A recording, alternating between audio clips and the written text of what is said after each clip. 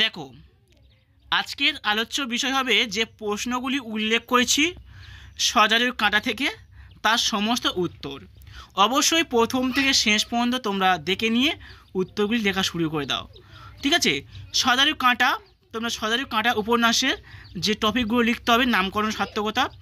শরদিন্দু বন্দ্যোপাধ্যায়ের লেখা সজারুর কাঁটা, এখান থেকে নামকরণ সার্থকতাটা তুমি দেখাও, এখানে তোমরা লেখা স্টার্ট করবে। পরবর্তী সজারুর কাঁটা থেকে পুরো স্ট্রাকচারটা অর্থাৎ বিষয়বস্তু সম্পর্কে আমি এত সুন্দরভাবে বুঝিয়ে দেব, তোমরা যদি সেই বুঝে নাও অবশ্যই লাভবান হবে আর বই পড়তে লাগবে না। এটা কেন দিচ্ছি, তোমাদের কলেজের ক্ষেত্রে বা স্কুলের ক্ষেত্রে যাদের সজারুর কাঁটা রয়েছে বড় প্রশ্ন হিসেবে এইগুলো পড়ে, বেশিরভাগ কলেজের ক্ষেত্রেই পড়ে। অবশ্যই ভালো করে পড়ো। সজারুর কাঁটা উপন্যাসটি এই পর্যন্ত লিখতে হবে নামকরণ সার্থকতা। এবার চলে যাবো উপক্রম, উপক্রম এবং অনুক্রম। উপক্রম চলে যাব। এবারে চলে এলাম শরদিন্দু বন্দ্যোপাধ্যায়ের লেখা সজারুর কাঁটা উপন্যাসের উপক্রম অংশটি সংযোজনের গুরুত্ব লেখো। ঠিক আছে?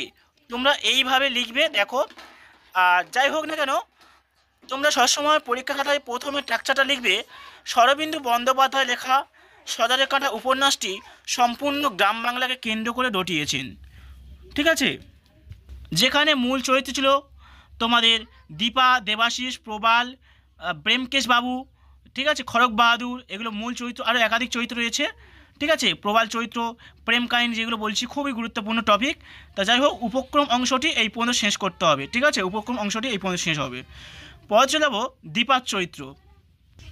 চলে এলাম সজারুর কাঁটা উপন্যাসের যে মূল নারীর চরিত্র হলো দীপা। সজারুর কাঁটা উপন্যাসে শরদিন্দু বন্দ্যোপাধ্যায় লেখা সজারুর কাঁটা উপন্যাস যে মূল নারীর চরিত্র রয়েছে, সেই নারী হলো দীপা। সেই দীপার চরিত্রটি একটু লিখে নাও, খুব ভালো করে সুন্দরভাবে ব্যাখ্যা দেওয়া রয়েছে, ভালো করে লিখে নেবে। ঠিক আছে? আর না হলে তোমরা সজারুর কাঁটা উপন্যাস, একটা বই পাওয়া যায়, বই কিনতে পারো। চলে যাবো পরবর্তীতে। এখানে দেখো, তোমরা এটা লিখে নেবে সজারুর কাঁটা উপন্যাসে। ঠিক আছে? ভালো করে লেখো। দীপার চরিত্র ভালো করে পড়তে হবে, দীপা অবশ্যই করতে হবে। ঠিক আছে?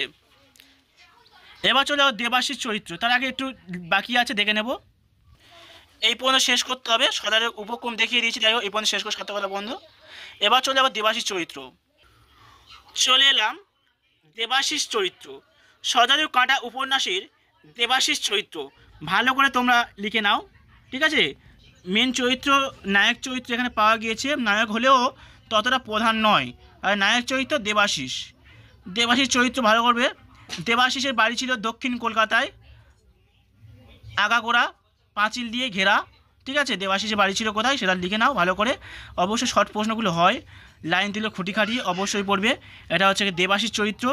দীপা দেবাশিসের মধ্যে বিবাহ জীবন, এইগুলো পড়লেই কিন্তু বুঝতে পারবে।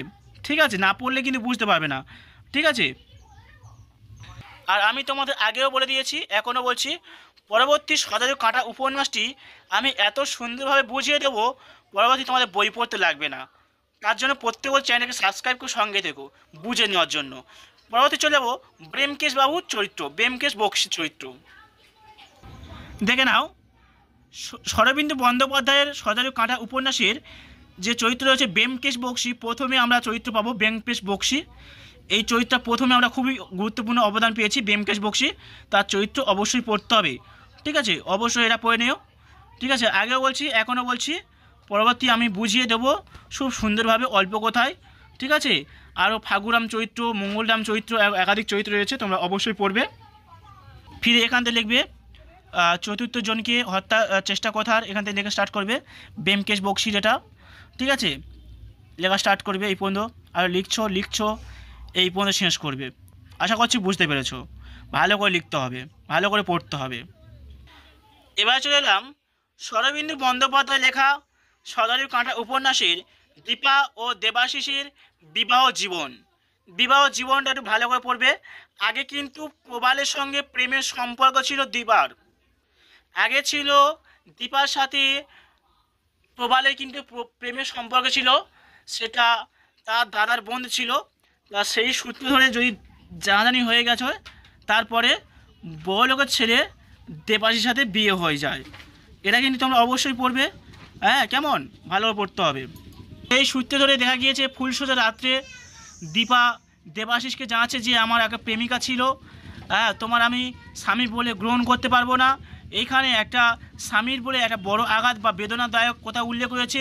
সেখানে বলছে হাটকে বাঁধিতে না পারার কারণ কি, দেবাশিসকে হাটকে বা হৃদয়কে বাঁধিতে না পারার কারণ কি, এটাও একটা উল্লেখ করা রয়েছে। তাহলে তোমরা দীপা ও দেবাশিসের বিবাহ জীবনটা অবশ্যই পড়বে, টাকচারটা বুঝবে, বড় ভিডিও আসবে বুঝিয়ে দেবো, টাকচারটা আগে বুঝে নেবে। আর এখন তোমাদের পরীক্ষা এসে গেছে যেহেতু এটা লিখতে হবে, এটা লিখে নাও। এবার যাব শরদিন্দু বন্দ্যোপাধ্যায় লেখা সজারু কাঁটা উপন্যাসের নৃপতি লাহা। নৃপতি লাহা সন্ধ্যার বাড়ি আড্ডা চরিত্র। সন্ধ্যা বাড়ি আড্ডা চরিত্র দেখো তোমরা, সত্যজিৎ রায়, এটা নয়, শরদিন্দু বন্দ্যোপাধ্যায় লেখা, এটা সত্যজিৎ রায় করেছিলেন। যাই হোক, এটা অবশ্যই লিখবে ভালো করে আর যত্ন সহকারে পড়বে। নৃপতি লাহা এখান থেকে লেখা ফিরে শুরু করবে। সন্ধ্যাকালীন আড্ডার পরিবেশ, বিষয়বস্তু, আড্ডার অংশগ্রহণকারী, নৃপতি লাহার ভূমিকা, আড্ডার প্রভাব, এইগুলো পড়ে গেলেই আমি চ্যালেঞ্জ করে বলছি তোমরা অবশ্যই 100% উপকৃত হবে এবং লাভবান হবে এবং এই সম্পর্কে জ্ঞান অর্জন পাবে। আর সবথেকে বেশি জ্ঞান অর্জন পাবে তোমরা সজারু কাঁটা উপন্যাসের একটা বই পাওয়া যায়, অথবা তোমরা গুগলে PDF পেয়ে যাবে। সজারু কাঁটা উপন্যাসের সরকারি দপ্তর থেকে PDF পেয়ে যাবে।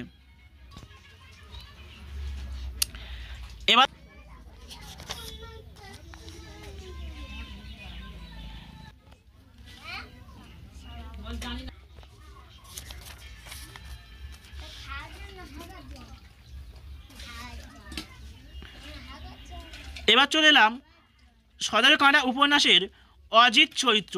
অজিত চরিত্র একটু দেখে নাও, অজিত চরিত্র একটু ভালো করে দেখো, ঠিক আছে? এদের কিন্তু প্রধান চরিত্র না হলেও ফ্যাক্ট চরিত্র রয়েছে। অজিত চরিত্র ভালো করে করবে, তাহলে অজিত চরিত্র করছো ভালো করে।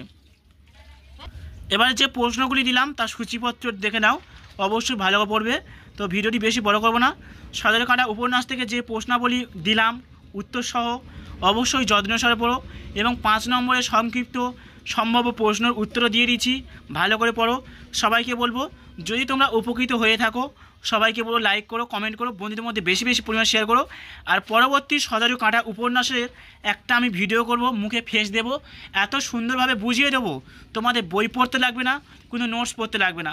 কারণ এই পেপারটি বা এই টপিকটি একটা গ্রাম বাংলাকে কেন্দ্র করে ঘটিয়েছেন এই শরদিন্দু বন্দ্যোপাধ্যায়।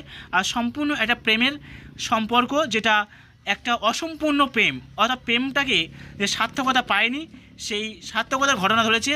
যে দীপা দেবাশিসের মধ্যে, দীপা ও প্রবালের মধ্যে ভালোবাসার সম্পর্ক ছিল যেটা সার্থকতা পায়নি, যে তার বড়লোকের ছেলে দেবাশিসের সঙ্গে বিয়ে হয়ে যায়। সে বিয়ে হওয়ার পরে প্রবাল একটা সন্ত্রাসবাদীর মতো, একটা হিংস্র পশুর মতো হয়ে যায়, সেই কাহিনীর মতো এটা তুলে ধরেছে এটা, ঠিক আছে? এই কাহিনী সম্পর্কে আমি বুঝিয়ে দেবো, তার জন্য প্রত্যেক বই চ্যানেলটাকে সাবস্ক্রাইব করে সঙ্গে থেকো। আমি সমস্ত সাবজেক্টের ক্লাস দেবো, অবশ্যই সঙ্গে থেকো। আমি শোভন স্যার, শোভন স্যার লেখক হিসেবে যেভাবে গাইড করছি, যে টপিকগুলো দিচ্ছি অবশ্যই প্রথম থেকে শেষ পর্যন্ত শুনেছো। যারা শুনেছো সবাইকে ধন্যবাদ, সঙ্গে থেকো, সাথে থেকো। তো ভিডিওটি প্রথম থেকে শেষ পর্যন্ত দেখার জন্য সবাইকে ধন্যবাদ।